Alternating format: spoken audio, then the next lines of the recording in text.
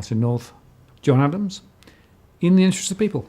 Hello, John. Hello, sir. Pretty gloomy headline, that. Yes.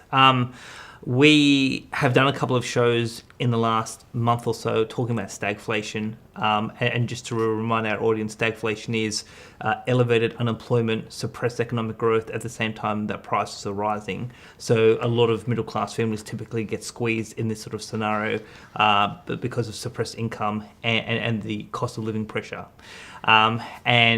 What I think is important in this show is to give our audience a bit of a warning that we've got a view that this process is going to intensify going into October, which is about 6 weeks away. And this will coincide with the end of JobKeeper. The fading of JobKeeper, because it's still going to go, but at lower levels, right? Yes. Yep. So the current version of JobKeeper will end in September. There'll be a reduced payment with lower eligibility criteria starting October. And it was alarming that in the last week, just anecdotally, I was hearing stories from various people in the small business community saying that as we start into October, there'll be some businesses shutting shop. There'll be a lot of job shedding, so we will see a spike in unemployment. And this is obviously anecdotal, and this is where you and I had a conversation. I said, well, how does this sort of square up with your household data? And you said that it was pretty much in line. And so while a lot of people are, we know a lot of people are struggling because your stress data is saying that mortgage and rental stress is elevated. One of the things that has deeply concerned me because of this lockdown policy has been mental health, has been suicide. There is clearly something going on across the country, particularly in Victoria, around self-harm. I would say that the mainstream media is not giving fair justice to that point. And I think we still have a situation where we have an alignment of elite interests pursuing a particular public policy path on COVID, and there's very little criticism or critique as to, are the benefits of lockdown still outweighing the costs, or the costs are starting to rise up? And obviously we've seen in the last month the COVID technical leader, the World Health Organization, has now said that their official stance is do not lock down on a national or semi-regional basis because the costs outweigh the benefits, and we're starting to see that at the moment. And I think that as we get into October, that will intensify. And part of our mission, if I could put it that way, going back the last couple of years, has been to educate the public, or those who wanted to listen to us, and give people forewarning so they could adjust their financial circumstances, so they could handle adverse economic conditions. And some of our audience have done that, and I think they're in better shape today relative to if they never heard of us and what we had to say. But for those that are treading water, as we get into October, and knowing that unemployment is expected to surge to 10% by Christmas, if you're not in the best financial shape today, my suggestion is you take whatever appropriate steps is relevant to your circumstances sooner rather than later, because I think things are going to get far worse as we go forward. Yes, and there's a few points to make there, John. The first is Ross McEwen from the NAB last week said that his view was that there are some people with debt that they won't be able to handle, and they may have property, and they should perhaps consider selling sooner rather than later. And he was using his experience from the global financial crisis in the Northern Hemisphere. And talking about the experience a decade plus ago, we interviewed Eddie Hobbs in Ireland just, about a year, 18 months ago. And I remember him quite clearly saying, don't think of this just as a financial crisis, right? This is a social crisis. And the long-term mental health issues and the broader social issues are much, much more significant than people recognise to start with, right? Yeah. And that this sort of stuff, particularly the downturn and then the recovery, takes much longer than people think, and many people get damaged on the way through. And quite often there aren't sufficient support processes and mechanisms in place to deal with this. In other words, everybody's worrying about the numbers and trying to fix the finance rather than the broader issues. So there is a really important point here about, if people are feeling stretched and under pressure, they should reach out and essentially seek help rather than just assuming that magically it's going to fix itself, because it's not going to. Yes, and one of the points that we made talking to each other before we started recording was because of the new lockdown procedures in Victoria, state of emergency / state of disaster, we're going to see that the peak in unemployment is going to be higher than what was initially estimated. But also, your point to me was that this is going to go on for longer than the initial forecast, and not sure how many Australians have fully come to terms with that particular point. Yeah, so there was a lot of talk about V-shaped recovery, snapping back. I remember even a lot of politicians were talking about that. I don't hear anybody saying that now, right? CBA, when they gave their latest update, said this is going to be a U-shaped thing, and it's going to take some time. Most of the people that I'm now talking to would agree that if you look over the next 2 or 3 years, our GDP, it'll come up, but it will still be below where it was before we started, right? Even in the RBA's scenarios, that's true. So from RBA through to some of the more mainstream economists, they're all saying this is going to be a longer, slower grind than was previously thought. Indeed. One of the points. So I mean, before recording this show, I had a look at the minutes from the RBA recent board meeting, and there was a couple of things that sort of jumped out at me. One was that they said that 30% of the working age population in Australia is on some sort of support payment, so JobKeeper, JobSeeker, or some in terms of some other payments, and obviously. Now, JobKeeper 2.0 is going to go to March. That's what we understand in terms of what the government has announced. But 30% of working age population, we're talking millions of people. And obviously, when you go from JobKeeper 1.0 to 2.0, hundreds of thousands, if not a few million, will be off some of these payments. And how much financial buffer do these people have to face the grim reality of not just having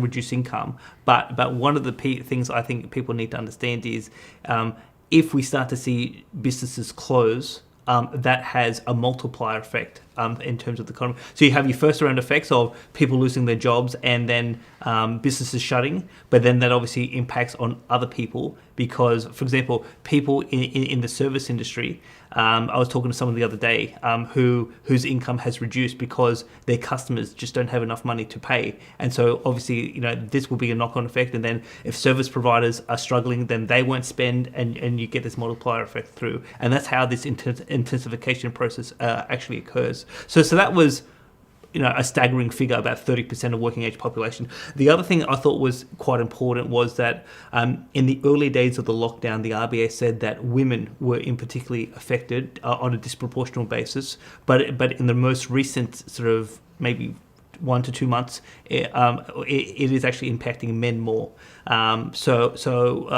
Going forward, once we open up the economy, and we don't know when that is, but particularly in terms of this JobKeeper, we may see a fall of male-orientated industries. And I remember that conversation with Eddie Hobbs, and I've had several private conversations with Eddie, and his experience in the Irish context was men took unemployment and financial destitution quite hard.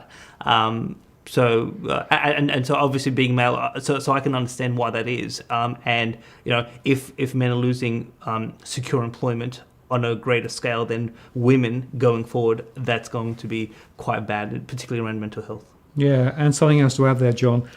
In my surveys, in the early weeks of the lockdown, a lot of the jobs that were actually going away were short part-time jobs, people working a few hours here and there, right? Some of those came back, some of them didn't. But we're now getting into what I call structural unemployment, where larger firms are recognizing the economic downturn that they're facing, and they're starting to squeeze their workforce, shrinking layers, getting rid of middle managers, a lot of those people are, one, better paid, and two, have a greater tendency to be male, right? Yes. And it's those who've been in secure work for a long, long time are suddenly now facing the grim prospect, potentially, of not being in work. And quite a few of them are actually at the age group where it's quite complex for them to get more work. Right? Yes. And in fact, in my financial confidence index, those who feel more at risk from loss of jobs has hardly ever been higher in my index, right? And it's that phenomenon which I think is the one that people haven't got their head around yet, right? So it's a different mix of unemployment that we had early on. Yes. And unfortunately, I think it's structural. And I think we're going to see more of it as more firms come to the conclusion that this is not going to be V-shaped. We've therefore got to right-size our business for the long term. And that means less people. Indeed, indeed. Now, where I want to take the conversation, Martin, is that, so I asked you to retrieve some of your data around the SME sector, because the small business sector, SMEs, they are the workhorse of employment in this country. And so we've got a couple of graphs we're going to put up. So now we're going to put the first graph up, and now, just to be clear with our audience, your survey question is, what are your prospects, or do you believe you will survive in the next 6 months? Yeah, I thought I'd be a bit provocative. So we've been running this survey all the time, but I added a few weeks ago an extra question, which was essentially think ahead into January next year, right? By then, do you honestly think that your business will be surviving or not? Yes. Right? And basically, I gave them a choice of a range of answers from definitely yes to definitely no and a couple in between, right? And then what we did, we actually weighted those answers. So what you've got there is a weighted score. Yes. And I was quite scared and surprised by the data, because what this says is there are a lot of people who are basically saying, I think it's quite unlikely that I'm going to have my business, in any form in 6 months' time. Indeed. So I took your data and so I just did, I worked out the percentage of failure rather than the percentage of survival. Yep. And basically, so let's put this on the screen. So what we can say is that if you are a state or territory outside of the ACT, you're looking at least 31% or higher of businesses saying they won't be around by Christmas /January by January 2021. The ACT was about 23% in terms of their failure rate. So again, when you're looking at basically a third of the SME sector being decimated because of this policy, in terms of the lockdown, and obviously because of the scale back of JobKeeper and other support payments, that is a very bleak picture, to be honest. Yeah, it is. And I was shocked when I saw it. And then if you're looking closely, it's Victoria that has the worst survivability, right? And that's obviously to do with the latest lockdowns. Tasmania, because so much of Tasmania is supported from tourism, and of course tourism is hardly there at all at the moment, and therefore your point about the support services to other businesses is absolutely right. And yet the ACT, because it's government, because they're still paying happily. Yes. But even there, some of the restaurants are closing, some of the other service industries are closing. Retail is particularly hit in pretty much every state. Yes. But I guess the point I wanted to make was there are different expectations in different parts of the country, but no part of the country is actually escaping. Indeed. And one point I think is important around the SME sector is so it's a well-publicised issue that a lot of corporations or businesses in this sector struggle to get finance. Yep. So how do they finance their businesses? They use a mortgage against their principal place of residence in order to fund the business. So, if a third of businesses are going to go under, their ability to service their mortgage and to keep a roof over their head. I mean, there are some knock-on effects for these business owners as well, which is, which will be quite serious. I just want to pick up your point. When you say go under, right, that to me implies a collapse, right? there are some people who are actually managing their business down deliberately. So they're deliberately closing it, Sure. right? Rather than actually just carrying on and falling off a cliff, right? And it's interesting that a few people in the survey referred to the help that's being provided by the Small Business Council, who are actually providing a range of advice as to how to deal with this and how to actually manage your business down so that you can close it elegantly. I think that's quite important. And what I'd say to some of the SMEs who perhaps haven't yet thought about this is, be honest with yourself about the future prospects. Don't just hang on hoping, right? It's important to manage this process, because actually if you do manage it, then the exit can be more elegant. It's not nice, but more elegant, rather than just it all falling over in a heap. Sure. So I'm happy to take that point. But even if you manage it down consciously, dare I say, you'll be still doing that at a commercial loss. Oh, I don't disagree. Yeah. But also, once you do close down, even if it's a conscious wind down, how do you service the mortgage? Yep, I agree, and it's a big deal. And roughly about 40% of SMEs have financed via their mortgage, right? And so if you apply this sort of rough weighting to it, there's a lot of mortgages that are at risk. Yes. For the commercial sector, as well as those who are actually in the retail sector as well. The standard mortgage for normal households as well. Indeed. So I want to go to now slide 2. So what I did was to look by sector. Yep. And so obviously arts and recreation services is the sector of the SME sector that is most in trouble. Then we have education and training, accommodation and food services, retail, trade, construction, other services, rental, hiring and retail, estate services, administrative and support services. Yes, and if you think about this list, right, arts and recreation services, there are a lot of independent, small people who provide services to, theatres and film and everything else, right, as well as the entertainers themselves. So that's not at all surprising. Education and training, a lot of the universities are scaling back on part-time teachers because they don't have students, right? Yes. So there's no surprise there, and a lot of people also are finding it's harder to get training than previously.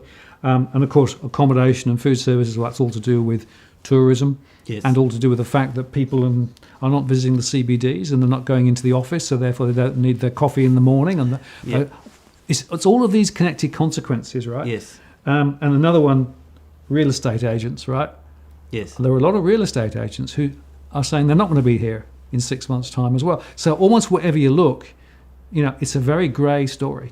Indeed, and the real estate story is so obviously you've done some shows. Edwin Almeida's been on this program as well. He's talked about a lot of agencies, real estate agencies, doing it tough pre-COVID. And I think he was on multiple programs last year talking about how a lot of agencies were scaling back staff. They were basically sort of using their own personal cash flow to continue the agency going. And obviously, for a number of these real estate companies, they'll be shutting up shop. Yeah, and they'll be pushing auctions like there's no tomorrow, because if somebody agrees to run to an auction, they actually get paid up front for the fees to arrange the auction. And a lot of estate agents are really only getting income now from those auctions preparations, right? Because the sales are not very, there's not much momentum in sales. Yeah, and the other thing is that in terms of rental rolls, I mean that's obviously being affected as well. Yes, absolutely. So unfortunately, the real estate sector is not going to be immune from this. Indeed. Now the last graph I want to put up is obviously you broke down this data about survivability in terms of the number of employees, and what we can see is that SME firms with a smaller cohort of employees are more at risk of closing up in terms of their expectation versus firms with more employees. But obviously the SMEs with more employees, they may still be in operation, but you may see that they are scaling back the number of employees that they have. A lot of this is at the sharp end, small businesses, sole traders, or people with very small numbers of employed other people, right? And interestingly, as you go up the scale, they feel more likely they're going to survive. Yes. But even large businesses, 25 plus employed, some of them are still feeling it as well. Yes, indeed.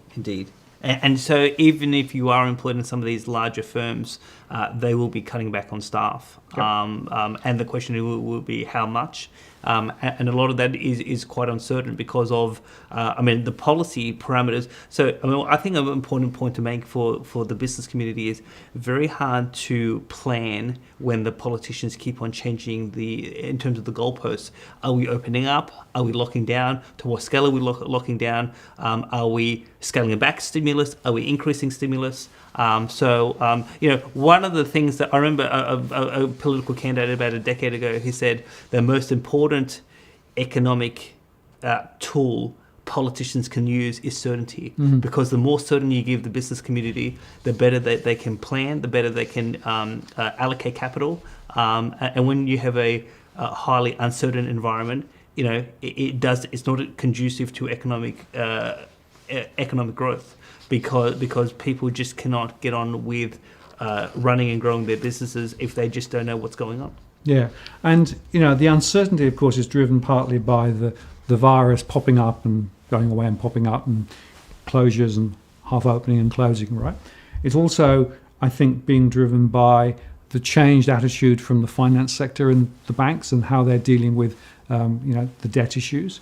And I think we're going to see more of that ahead. So that's something else we might want to think about. And the fact that even if we get things under control locally and maybe the local borders open, we've still got the international context. And, Qantas came out today and said they're not expecting the international flights to start in earnest until next July. So, another example of more uncertainty. Indeed. And so with this uncertainty and knowing that there is a crunch coming in October, obviously we're starting to see more calls for stimulus. So we've started to see, obviously, and we've sort of spoken about in this conversation, we have seen some already extensions around stimulus, around JobKeeper 2.0, around mortgage repayment holidays. The Victorian government came out with a policy announcement today about the extension of you can't evict your people renting your property in terms of landlords.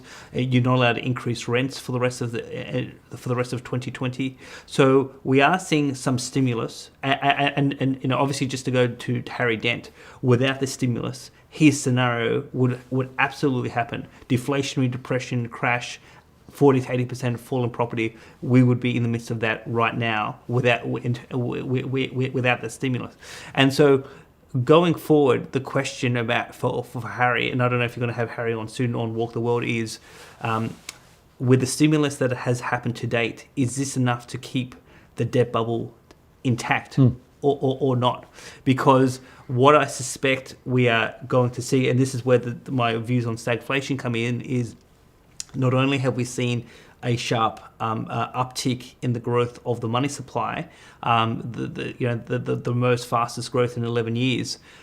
People, and this is the Reserve Bank governor, this is the CEO of the Commonwealth Bank saying that this stimulus is not enough to keep this debt bubble going. We need more stimulus, and that more stimulus, whether it is more payments or whether it is more support for the banks in terms of direct credit lines from the RBA, or whether it's additional quantitative easing to keep bond yields down, there are calls for more stimulus, and that means more money printing. That means inflation. At some point in the cycle, whether it's going to happen now or into 2021. Yep, and certainly the inflation story is beginning to appear. So, for example, some vegetables are now more expensive than they were, right? It came through my surveys, people saying, actually, I've noticed price of everyday things are going up. Yes. My wages aren't. If I've still got a job, my wages actually are static, but the costs are rising. So there are some early interesting indicators now of some inflationary pressures. Now, how widespread those will be and how far across the economy they go, I don't know how far it's going to be. It's too soon to say, but that's a concern. Indeed. So going into October, my expectation is we will see some new announcements. I mean, we're seeing some announcements today, Yep. and like in the current sort of environment about a whole host of extensions of policy, and obviously around the suspension of insolvency laws, the RBA has called for those to be extended as well. So as we get through to October, as we see this wind down of JobKeeper now. Once we get to October, maybe the economic impact is too great, and they relent and say, no, we're going to keep the current version of JobKeeper for longer. We'll have to see. But I do expect we will see some stimulus. And we've spoken about this off camera. There is an economic element to this, but there's a highly in charge political implication around this, and particularly around the Prime Minister. I dare say that the Prime Minister is going to rack up as much debt as he can to keep his electoral prospects in play, and the only thing that's stopping him is the bond market. So as long as the credit rating agencies continue to give Australia a AAA credit rating, and they can rack up more debt, because when you think about monetary stimulus, I mean, in terms of conventional policy, we are at the end of the road. Now, obviously, we've done the QE here and around the world. Interesting that New Zealand in the last fortnight has now said that they announced additional bond purchases, and they said we are now preparing for negative interest rates. Not that we're doing it now, but if the circumstances turn down more sharply, they will go down negative interest rates. And I mean, we were criticised in some quarters last year when we covered the RBA's when Philip Lowe gave his speech about negative interest rates and said highly unlikely that we'll ever touch this. It's not on our radar. And yet last week, when the RBA governor testified to the House of Representatives Economic Committee in response to the situation in New Zealand, he did say, we still think this is bad policy. It's not our most preferred approach. But what did he say? He said, we do not rule this out. And again, politicians in this country and bureaucrats are not very transparent. They dance around words. They try to obfuscate in terms of what their real intent is. But then anytime they say we do not rule this out, well, it's pretty much that's where we're going to head. And it's all the things that we raised about.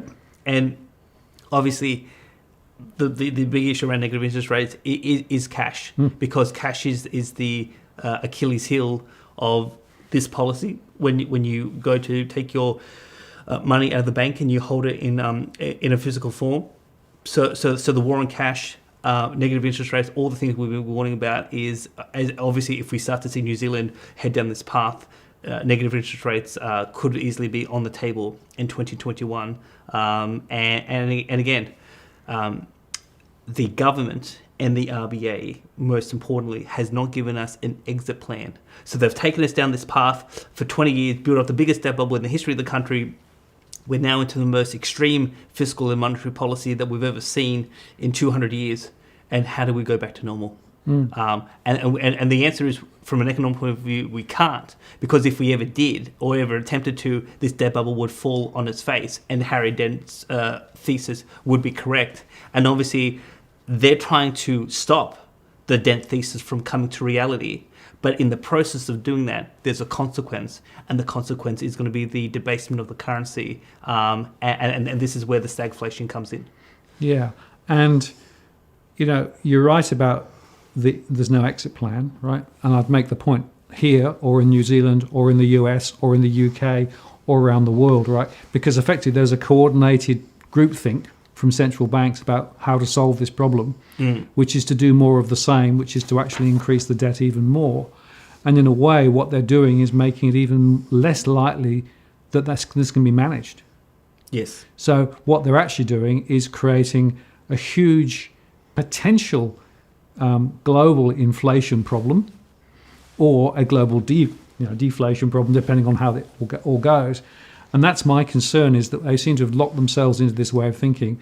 And frankly, it's getting very late in the day to find any way out. So I just question, as you look ahead, as this plays out, I think more people are going to get damaged in the process. I think that the impact on real people, across Australia and around the world is pretty dramatic. And I still come back to the fundamental point, John, that a lot of this things that are being done at the moment are supporting the big end of town. So some of the big companies that are reporting got massive amounts of JobKeeper to support their results, right? Mm. The banks are being supported around the world, right? Yes. The problem is that all of this stuff that they're doing is supporting the big end of town, large companies, I'm very concerned that we've lost the plot when it's actually thinking about everyday Australians and about what's right for them going forward.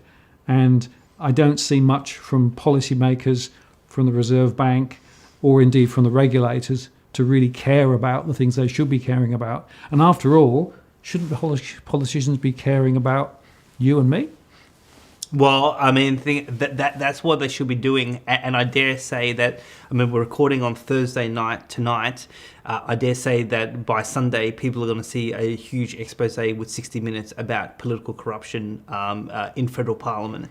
So I've already seen the promos. I've already had some phone calls with various people in Victoria about what's going to come. And I think this will be another nail in the coffin for the credibility of politicians in this country. So, they should be focused on us. They're not. Policy is completely off the Richter scale in terms of where it should be. There is no exit plan. Things are going to get worse. And, what we've tried to do in our own way is to help people by providing our best analysis forward and say to people, this is how you need to understand the risks involved and you need to take the appropriate steps.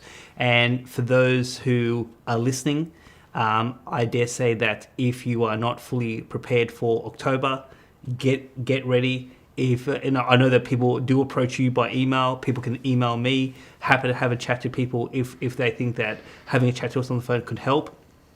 But I dare say that not only a worsening economic environment, but a worsening social environment around crime, around mental health, around suicide. We're going to see a huge horror story in the last quarter of 2020. Fred, you're right, John. Unfortunately, but we will continue to report and provide a commentary on as we go. And I think there is going to be some very interesting and unfortunate and uncomfortable times ahead. Yep. Martin North, John Adams, in the interest of people. We'll see you next time.